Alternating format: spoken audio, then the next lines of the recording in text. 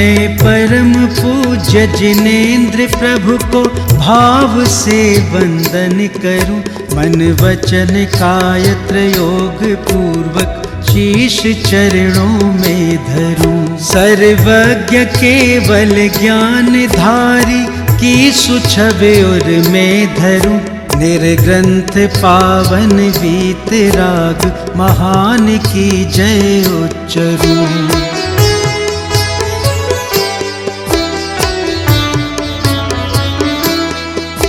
उज्ज्वल दिगंबर वेश दर्शन कर हृदय आनंद भरूं, अति विनय पूर्वक नमन करके सफल यह नर भव करूं। मैं शुद्ध जल के कलश प्रभु के पूज्य मस्तक पर धरूं, जलधार देकर हर्ष से अभिषेक प्रभु जी का करूं।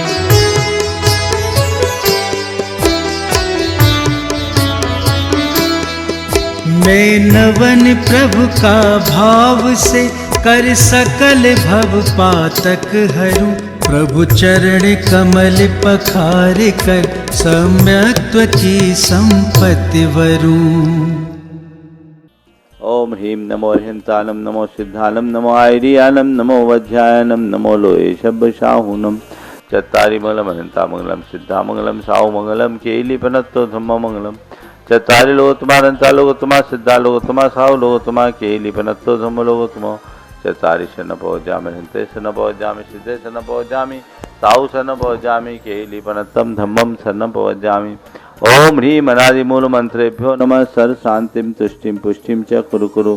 ओम नमस्ते भगवते प्रचिनाशे दोषकर्मसाय दिव्य तेजो मूर्ति नमः। श्री शांतिनाथाय शांतिकराय सर्वविघ्न प्रणाशनाय सर्वरोगा मृत्यु विनाशनाय सर्वप्रक्षिद्रोपद्रव विनाशनाय सर्वच्छाम डामर विनाशनाय। ओम राम ह्रीं रूम रौम र सिया उषा सर्व शांतिम तुष्टिम पुष्टिम च कुरु कुरु।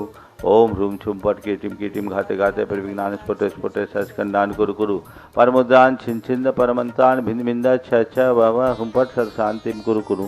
ओम ह्रीं श्रीं क्लीं ऐं अर्हम शियावशा नाद विद्याय नमो हिंतालम ह्रौम सर शांतिम कुरु कुरु। ओम आराम श्रीह्रीं आहुरुम उहुरौम साहर जगदाद विनाशनाय ह्रीं श्री शांतिनाथाय नमः सर शांतिम कुरु कुरु। ओम ह्रीं श्री शांतिनाथ अशोक तुर सत्प्रातिहार मणिता अशोक तुर सत्प्रातिहार सोन प्रतपताय अम्लर्विं विजय सर्वदो शांति कराय नमः सर शांतिम कुरु कुरु। ओम ह्रीं श्री शांतिनाथाय सुरपुष्टि सत्प्रातिहार मणिता सुरपुष्टि सत्प्रातिहार सोन प्रतपताय अम्लर्विं विजय सर्वदो शांति कराय नमः सर शांतिम कुरु कुरु। ओम ह्रीं श्री शांतिनाथाय दुबदनि सत्प्रातिहार मणिता दुबदनि सत्प्रातिहार सोन प्रतपताय।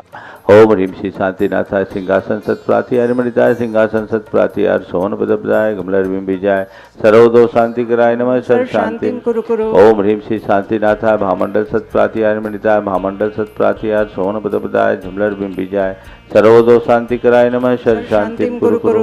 ओम ह्रीं श्री शांतिनाथाय दुंदुभि सत्प्रातिहार मणिता दुंदुभि सत्प्रातिहार सोन प्रतपताय झुमलर्विं विजय सर्वदो शांति कराय नमः सर शांतिम कुरु कुरु।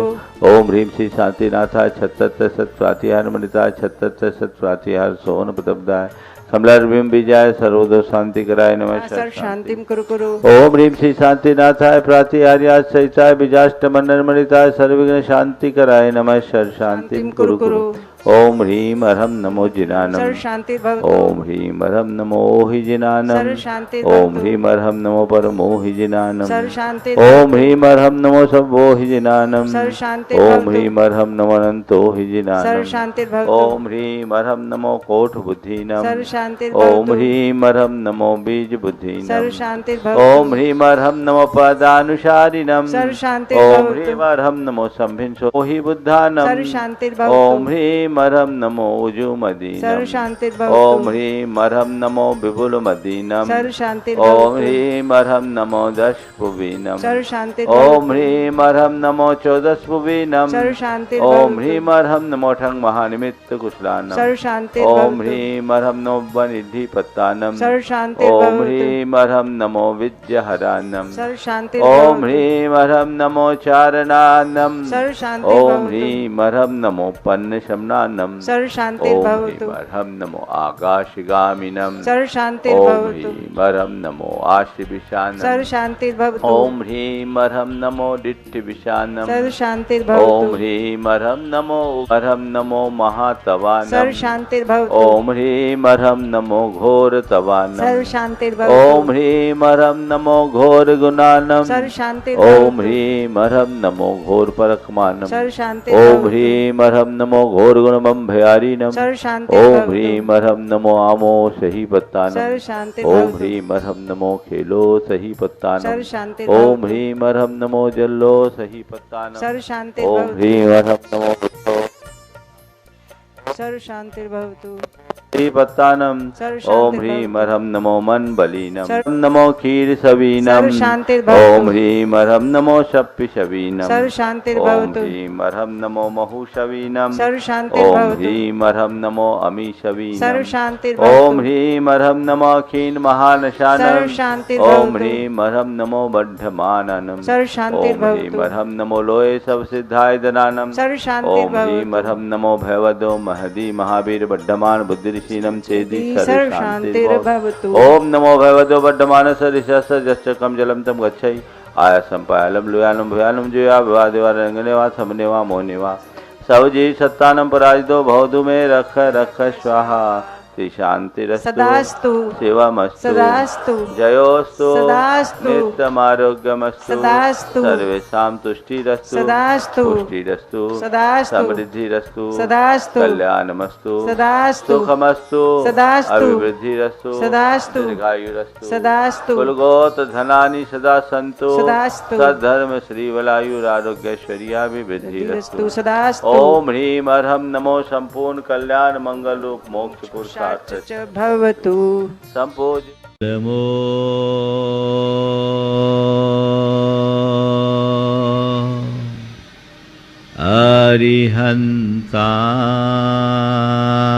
अरिहन्ताणं नमो अरिहन्ताणम्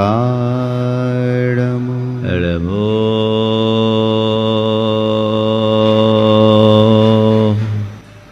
सिद्धाणं नमो सिद्धाणम् नमो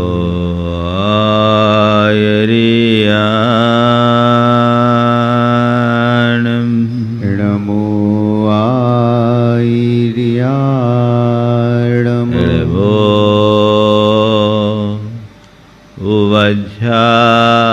उवज्झायान् नमो वज्रायाणम् नमो लोये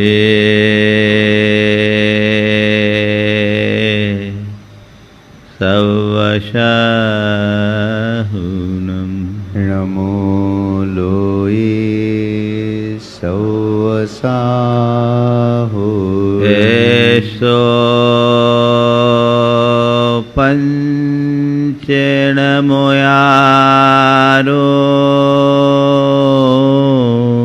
एषो पञ्चनमो यारो सवपावपनाशिनो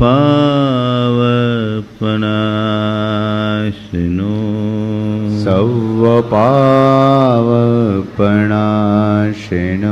मङ्गलारं च सवेशिं मङ्गलाणं च सवेशिं पढमं होय मङ्गलम् पडुमं होई मंगलम। जय बोलो देवादिदेव 1008 श्री भगवान महावीर स्वामी की जय जय जय। अहिंसा परमो धर्म की जय जय जय। परम पूज आचार्य गुरुवर श्री विद्यासागर जी महाराज की जय जय जय। पूज मुनिवर श्री प्रमाण सागर जी महाराज की।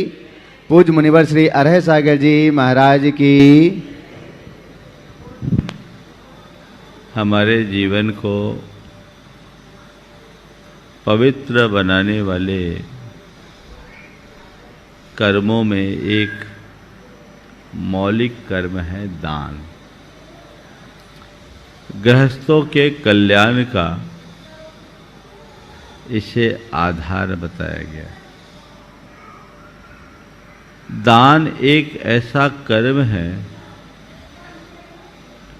जो केवल धार्मिक भावना से ही नहीं, मानवीय दृष्टि से भी उपयोगी है। हम अन्य जितने भी धार्मिक क्रियाएं करते हैं वह केवल धार्मिक और आध्यात्मिक दृष्टि से हमारे लिए उपयोगी दिखती है और इन्हीं दो संदर्भों में उन्हें किया जाता है।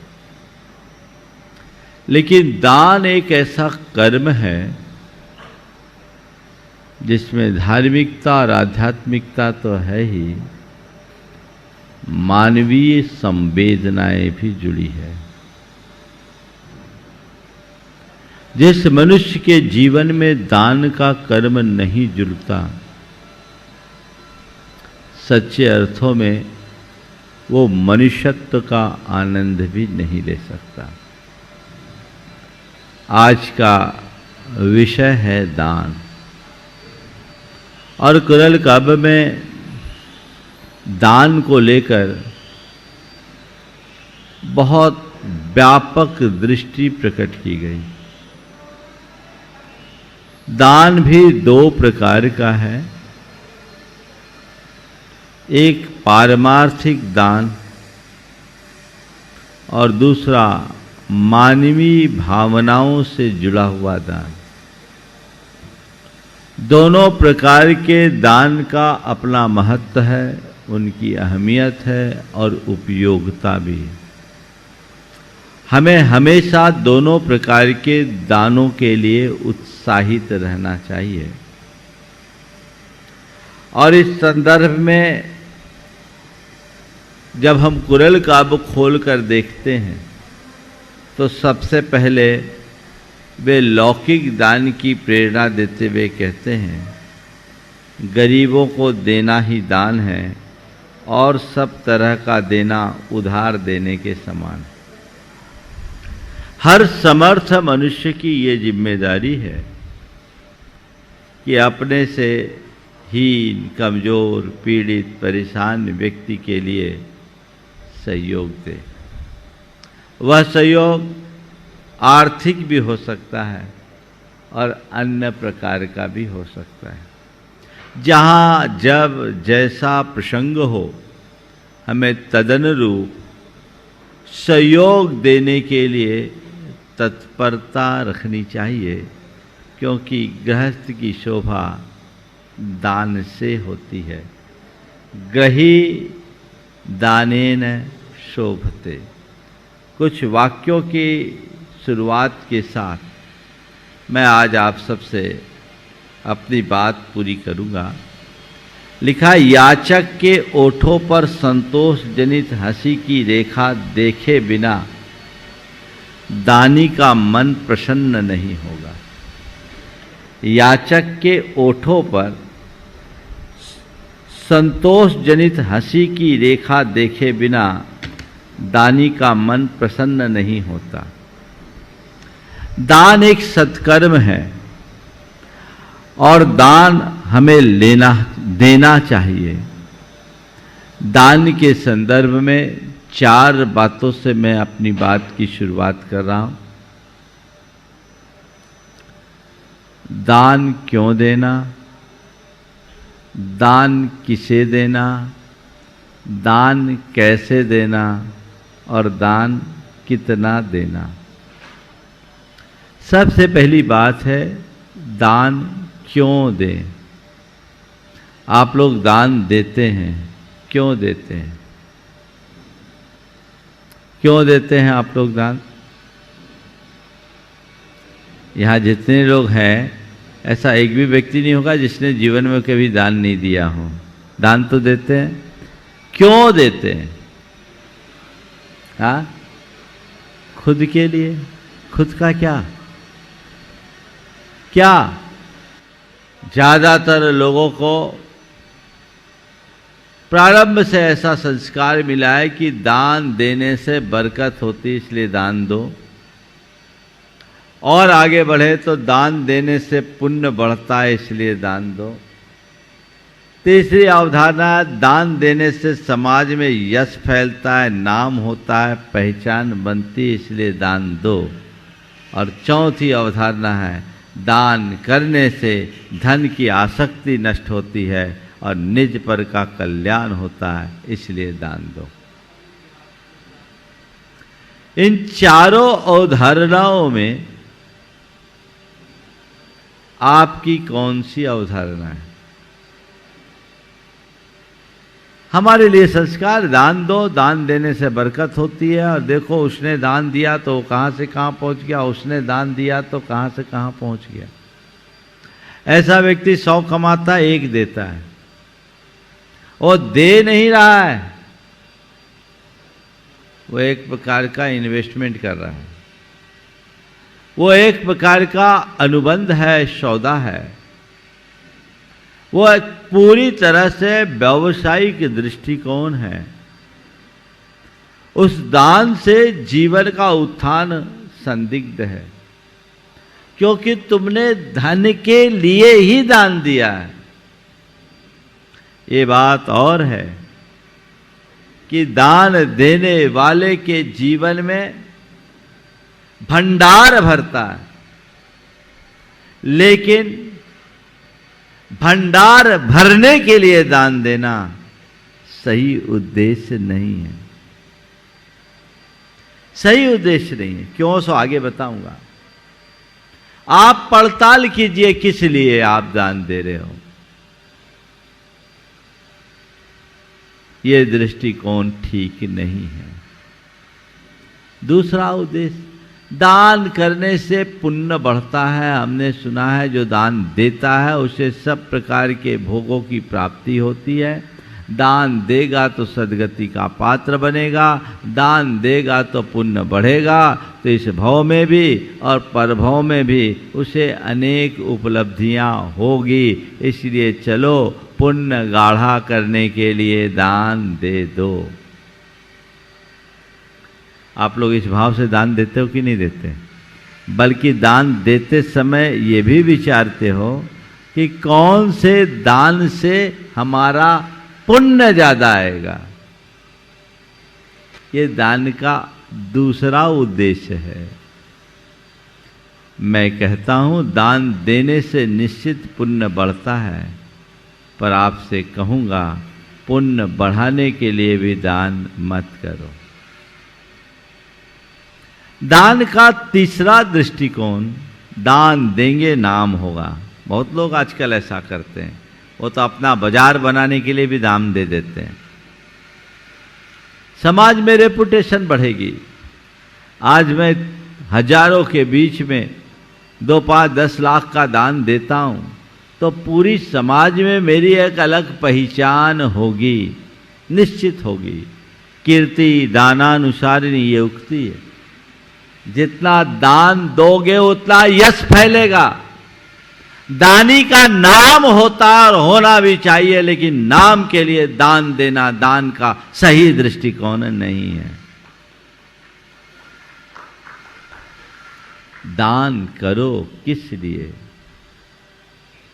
अपने अंदर की धन की आसक्ति और अभिमान को घटाने के लिए। धनासक्ति और धन के अभिमान को घटाने के लिए, निज पर के कल्याण के लिए। ये दृष्टिकोण होना चाहिए। धन नश्वर है, आज है कल रहे न रहे, कोई भरोसा नहीं। बड़े बड़े धनपति भी कभी भिखारी बन जाते हैं, तो कभी भिखारी भी सम्राट बन जाता है। कोई भी व्यक्ति अपने साथ धन को स्थायी रखकर नहीं चल सकता। धन आता है और चला जाता है, टिकाऊ नहीं है। धन नश्वर है और वह मेरा स्वभाव नहीं है, पर द्रव्य है। ऐसा विवेक है मन में? क्या मानकर धन देते हो? मैंने मेहनत से कमाया है, मेरी गाढ़ी कमाई है, मेरा पैसा है। तुम कहते हो मेरा पैसा है, हकीकत में तुम्हारा क्या है? क्या है तुम्हारा? ये संपत्ति तुम्हारी नहीं, ये शरीर तुम्हारा नहीं, तुम्हारी एक श्वास भी तुम्हारी नहीं। सच्चे अर्थों में देखा जाए तो एक परमाणु भी तुम्हारा नहीं है। तुमने मान रखा है, यही तुम्हारी आसक्ति की वजह है, और इसी का तुम अभिमान करते हो, जो तुम्हारा अज्ञान है। जिसको वस्तु स्वरूप का सही ज्ञान हो जाता है, वो जानता है कि धन मेरा स्वभाव नहीं है, यह पर द्रव्य है। संयोग से आज मेरे पास है, पर मेरा नहीं है, तय है। मैंने धन कमाया, धन टिकने वाला नहीं है, ये चंचल है, बिजली के समान है, पानी की लकीर की भांति है, कभी भी नष्ट हो सकता है। इसलिए इसकी आसक्ति रखना ठीक बात नहीं, इसका अभिमान करना ठीक बात नहीं है तो इसका सदुपयोग करके निज पर का कल्याण करना है। ये धन का उद्देश्य है। आपके मन में ऐसा भाव आए कि भैया आज पैसा है, कल रहे न रहे, इसमें अभिमान करना, इसकी आसक्ति रखना व्यर्थ है। कुछ अच्छा काम कर लो, अपने अंदर की उदारता को बढ़ाने के लिए, अपने अंदर के अभिमान को गलाने के लिए, अपने अंदर की आसक्ति को मिटाने के लिए, और हृदय में सदाशय बढ़ाने के लिए दान करो। इसमें निज पर का उपकार है। पहला उपकार निज का, क्या? तुम्हारे अंदर उदारता बढ़ती है, तुम्हारा अभिमान घटता है, तुम्हारी आसक्ति मिटती है, तुम्हारा सदाशय बढ़ता है। यह तुम पर उपकार है कि नहीं? बोलो। और पर का उपकार, उसका कष्ट निवारण होता है, उसकी जरूरतों की पूर्ति होती है, उसका दुख मिट जाता है, उसकी पीड़ा हर जाती है। ये उसका उपकार है। तो स्व पर के उपकार के लिए दान दें। अब आप बताइए, अब क्या दृष्टिकोण रखोगे? पहला, दूसरा, तीसरा, चौथा, कौन सा? एक ने कहा महाराज चारों। बढ़िया है, ये चारों। हमने कहा ये चारों रखोगे तो एक भी नहीं होगा, और चौथा रखोगे तो चारों होगा। चारों रखोगे तो एक भी नहीं होगा, और चौथा रखोगे तो चारों होगा। कैसे? कैसे? अरे दान दोगे पुण्य बढ़ेगा, और कहते हैं कुएं से पानी जितना निकालोगे उतना पानी बढ़ेगा। और एक अवधारणा ध्यान में रखो, धन तुम्हारे प्रयासों से तुम्हारे पास नहीं टिकता, धन तुम्हारे पुण्यों से तुम्हारे पास टिकता है। और पुण्य भावों की निर्मलता से प्रकट होता है, मन की उदारता से होता है। और तुम उदार मन से जब दान करोगे, तुम्हारे पुण्य की वृद्धि होगी। उस पुण्य की वृद्धि के फलस्वरूप तुम्हारे अनुकूल संयोग बनेंगे, और अनुकूल संयोग बनेंगे तो धन धान्य की समृद्धि तो होगी ही होगी। लेकिन एक सच्चे दानी में और एक लौकिक दानी में इतना ही अंतर है। लौकिक दानी दान देकर दान को गिनाता है और देखता है मेरा पैसा कितना बढ़ा, उसी हिसाब से वो अगले दान की प्लानिंग करता है। और जो सच्चा दानी है वो दान देता है, अपने जीवन को कृतार्थ करने की भावना से देकर भूल जाता है। और जितना जितना धन बढ़ता है उतनी उतनी उदारता भी बढ़ाता जाता है। तो दान देने से पुण्य वृद्धि होगी, दुर्गति टलेगी, दुख दारिद्र्य मिटेगा। अरे बीज बोओगे, उत्तम भूमि में बोओगे तो वो फलीभूत होगा कि नहीं होगा? हाँ, होगा ना। तो अपने आप आ जाएगा। और फिर जब निर्मल भाव से कोई दान देता है तो दानी व्यक्ति का नाम तो हर किसी के जबान पर अपने आप चढ़ जाता है। नाम चाहने वाले बदनाम हो जाते हैं और काम करने वालों का जग में नाम होता है। नाम चाहो मत, काम करो, ऐसा काम करो कि लोग तुम्हारे नाम को भूल ना पाए। आजकल लोग काम तो कम करते हैं, नाम ज्यादा चाहते हैं। अगर आपने सच्चा भेद विज्ञान घटित किया, वस्तु स्वरूप को आपने जान लिया, तो आपके लिए ये सब बातें औचित्य विहीन होगी। आप तो एक ही बात सोचोगे कि मेरे पास है वो मेरा नहीं है मैं उसका कस्टोडियन हूं, इसका सदव्यय कर लूं। बहुत सारे लोग हैं मेरे संपर्क में, बहुत दान देते हैं, जब भी दान देने का मौका है पहले से तैयार, पहले से तैयार। जब बोलते हैं महाराज जी मैं अपने धन का करूंगा क्या, एक दिन तो छोड़ के जाना है, इसका उपयोग कर लो। तो दान क्यों, समझ में आया? दान हर व्यक्ति को करना चाहिए और कभी भी कहीं भी प्रसंग हो, दान देने में कभी पीछे मत हटना। दो वाक्य है, दान लेना बुरा है चाहे उससे स्वर्ग ही क्यों ना मिलता हो। दान लेना बुरा है चाहे उससे स्वर्ग ही क्यों ना मिलता हो, और दान देने वाले के लिए चाहे स्वर्ग का द्वार ही क्यों बंद ना हो जाए, फिर भी दान देना धर्म है। दान लेना अच्छी बात नहीं है और दान देने से अच्छी बात कोई नहीं। देने के लिए उत्साहित रहो, लेने के लिए नहीं। मतलब महाराज फिर दान मांगना, ये लोग जितने लोग सामाजिक संस्थाओं के लिए दान की प्रेरणा देते, दान मांगते हैं, ये बात नहीं है। व्यक्तिगत रूप से किसी से दान मत लो। क्यों दान ले? हमारे पास सबल हाथ मिले, पैर है, मैं सक्षम हूं, किसी के दान पर निर्भर क्यों रहूं? कोशिश करना चाहिए आत्मनिर्भरता का, खुद के दम पर आगे अपने आप को बढ़ाना। दान किसी का मतलब योग सहयोग कोई दे, बात अलग है, वो भी अपने परिवार और अपने से संबद्ध व्यक्ति। कोशिश करो कि मुझे कभी लेना ही ना पड़े। तो दान लेना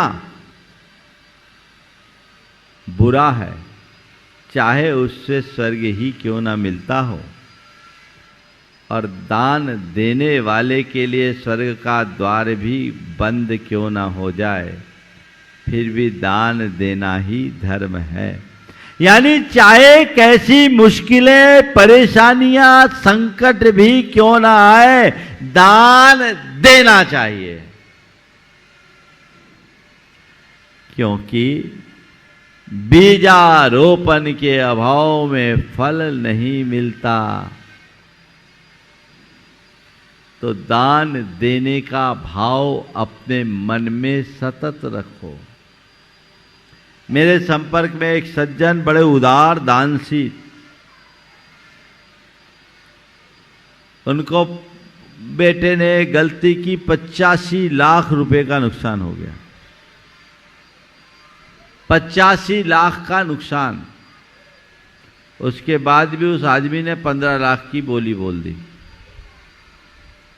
उसके मित्र ने कहा कि अभी तुम्हें इतना बड़ा नुकसान हुआ, फिर तुमने 15 लाख की बोली बोल दी। बोला मैंने सोचा चलो नुकसान भी राउंड फिगर में हो गया। दृष्टिकोण, नुकसान भी राउंड फिगर में हो गया। कितनी बड़ी उदारता है। उसका तर्क भी बिल्कुल सही, बात तार्किक है। अगर 85 लाख का नुकसान हुआ, 1 करोड़ का भी हो जाता तो झेलते कि नहीं झेलते? हाँ, झेलते। और वो भी हो सकता था। जब आग लगती है तो सब स्वाहा होता, कुछ नहीं बचता। तो जब है जा रहा उधर गया 85 गया तो 15 और सही, यही मेरे काम में आएगा। जो अच्छे काम में लग गया सो लग गया, बाकी जो स्वाहा हुआ सो हुआ। एक सज्जन है मेरे संपर्क में, बड़े अच्छा संस्कार, अच्छे भाव, बड़ा बड़ा लंबा चौड़ा कारोबार था कभी, पर उनके बेटे ने ओवर एस्टिमेट काम किया, बड़ा बड़ा काम किया। बैंकों की बड़ी देनदारी, बाजार की देनदारी और सरकार की एक नीति ऐसी आ गई जिससे एक ही दिन में उन्हें करोड़ों का नुकसान हो गया, सब बर्बाद हो गया, बैंकों का एनपीए हो गया, नष्ट हो गए। उस दौरान में उन्होंने लगभग 50 लाख रुपए का दान दिया था। वो कहते हैं, महाराज जी, मैं अपने जीवन की असली कमाई के रूप में वो केवल 50 लाख को देखता हूँ, बाकी झूठी कमाई थी, सब चले गई। मैं अपने कैरियर की शुरुआत जब किया था तो 500 रुपया लेकर आया था, मैंने कुछ लेकर आया न लेकर गया। मैं ये मानता हूँ कि मेरे इन 30 वर्षों में, यदि इन दिनों में आपसे जुड़ने के बाद मैंने जो कुछ अच्छा किया वही मेरा है। यदि इसे अच्छे कार्य में नहीं लगाया होता तो वो भी स्वाहा हो जाता। है दृष्टिकोण तुम्हारे अंदर ऐसा? अरे अरे रुको रुको रुको रुको, क्या रुकोगे? किसको रोकोगे? कर्म की परिणति को तुम कहां तक रोक पाओगे? समझ अपने भीतर विकसित कीजिए। तो दान क्यों? दान देने का भाव हमेशा रखिए, तब आप आगे अपने आप को बढ़ा सकोगे। तो देने वाले लोग बहुत कम है, लेने वाले ज्यादा। आप लोग तो बनिया है। एक आदमी जा रहा था, रास्ते में एक कुआं पड़ा, अंधा कुआं था, बिना मुंडेर का कुआं, उसमें गिर पड़ा। अब बचाव के लिए पुकारा कि मुझे कोई बचाओ। कुआं गहरा था पर पानी नहीं था, पर इतना गहरा भी नहीं था, 10-12 फीट गहरा था और निकल पाना असंभव था। बार बार बोले बचाओ बचाओ बचाओ। आसपास के लोग आए। अब सब लोग बोले दे अपना हाथ दे, दे अपना हाथ दे, दे अपना हाथ दे, दे अपना हाथ दे, दे अपना हाथ दे, दे अपना हाथ दे। बोला, वो हाथ पर हाथ बांध कर बैठे रहे, हाथ ही नहीं दे। एक अनुभवी गुजरा उधर से, उसने देखा, बोला ये तो पक्का बनिया है। उसने कहा ले मेरा हाथ ले,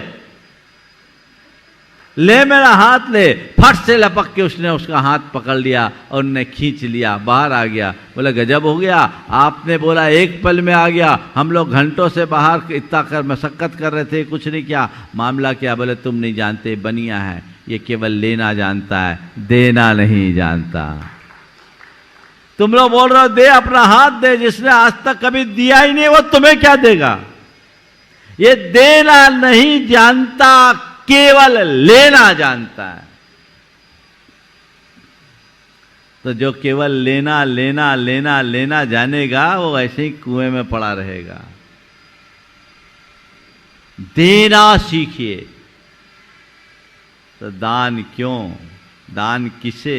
जो जरूरतमंद हो या जहां जरूरत हो, जहां धर्म की संस्कृति का विकास हो, जहां समाज का कल्याण हो, जहां मानवता की सेवा हो या जहां प्राणी मात्र का उत्थान हो, वहां दान दो।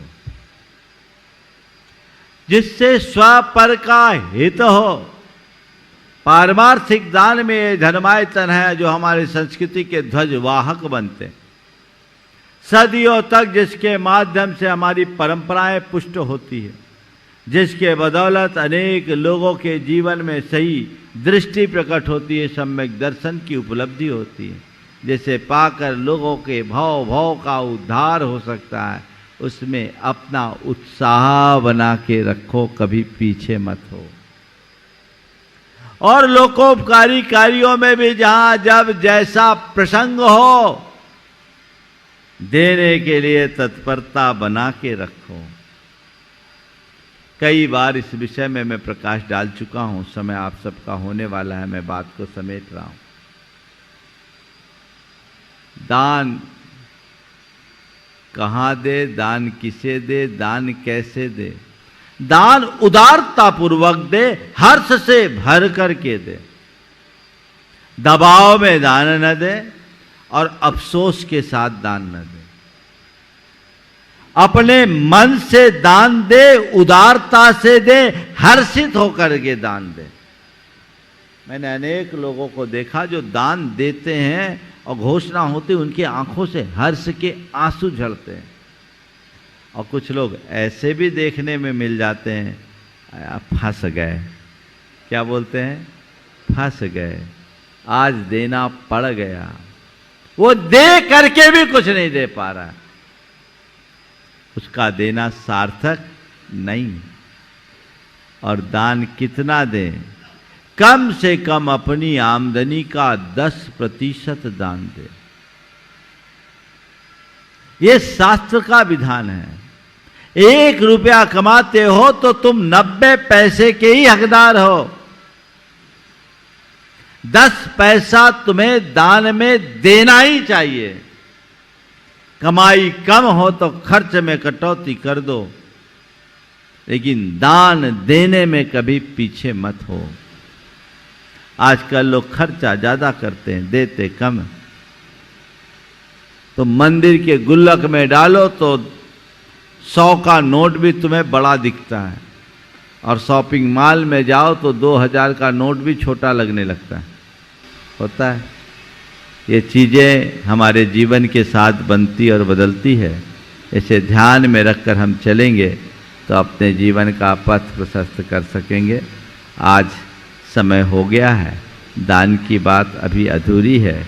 कल दान और कीर्ति की चर्चा आप सबसे करेंगे। यहीं पर विराम। बोलिए परम पूज्य आचार्य गुरुवर श्री विद्यासागर जी महाराज की।